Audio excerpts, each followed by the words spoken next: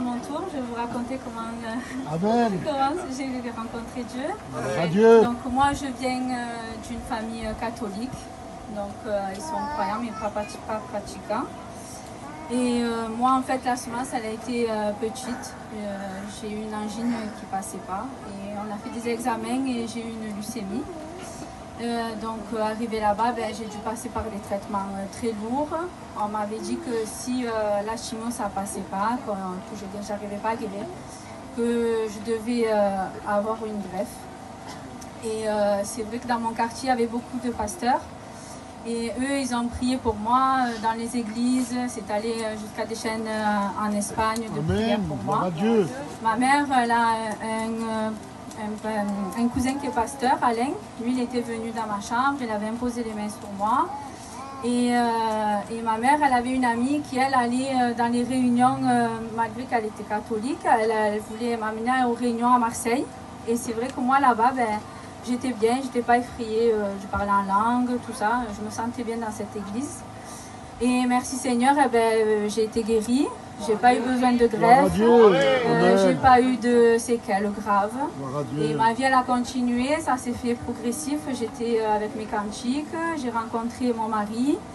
On a voulu avoir un enfant, là aussi ça a été difficile parce que malgré mes traitements, on ne pouvait pas en avoir.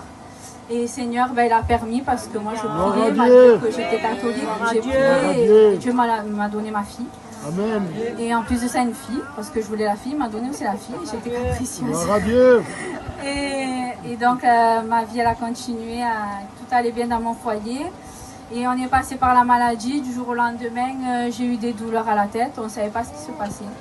Et ces douleurs, elles me donnaient des angoisses que je n'arrivais pas à gérer. J'étais obligée d'aller à l'hôpital tous les jours. Voilà. Je pensais avoir un AVC, malgré que les IRM, tout allait bien. Mais il fallait que j'aille et j'étais pas bien. Et j'ai Cyril, le cousin à mon mari, avec Aurore qui eux allaient aux réunions. Elle m'a dit tu devrais venir parce que tu peux pas rester dans cet état-là, dans ces angoisses-là, c'est pas possible. Et c'est vrai qu'on s'est rapproché de Châteauneuf et toutes mes angoisses elles sont parties.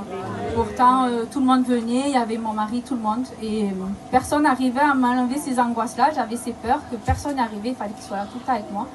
Et Dieu me les a enlevés. J'ai plus d'angoisse, même que j'ai encore mal, que ça va pas, il y a des hauts débats. Mais merci Seigneur, j'ai plus d'angoisse. Et en plus de ça, mon foyer, à cause de la maladie, il était à terre. Il avait tout dévasté. Et moi, en sortant des réunions, je demandais que mon mari il rencontre Dieu parce qu'il ne connaissait pas encore Dieu à l'époque. Et en plus de ça, pendant le confinement, il a fait qu'il ait rencontré Dieu. Et ça a été le jour et la nuit, là on est unis plus que jamais. Amen. Il m'aide dans tout, alors que malgré la maladie ça a été difficile. Là, malgré que la maladie elle est encore là, mais notre foyer il est uni plus que jamais. Donc voilà, c'est pour ça que je passe par les eaux du baptême pour Dieu, pour tout ce qu'il a fait pour moi. Amen. Gloire à Dieu.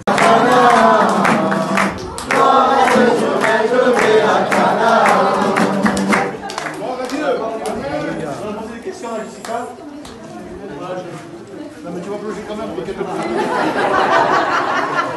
Jessica, est-ce que tu crois que Jésus est le Fils de Dieu, qu'il est mort et ressuscité pour toi? Est-ce que tu crois que tes péchés sont pardonnés et que ton nom est inscrit dans le livre de vie?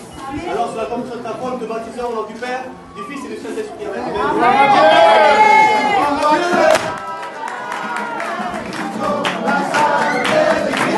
Amen.